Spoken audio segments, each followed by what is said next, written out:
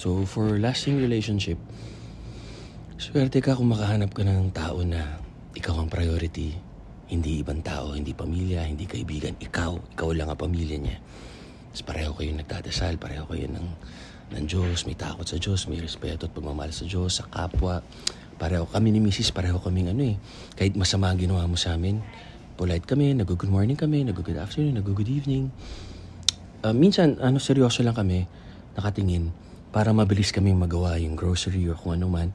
Pero once they stop and say, Idol, pwedeng pa-picture or ganyan, pinagbibigyan naman namin.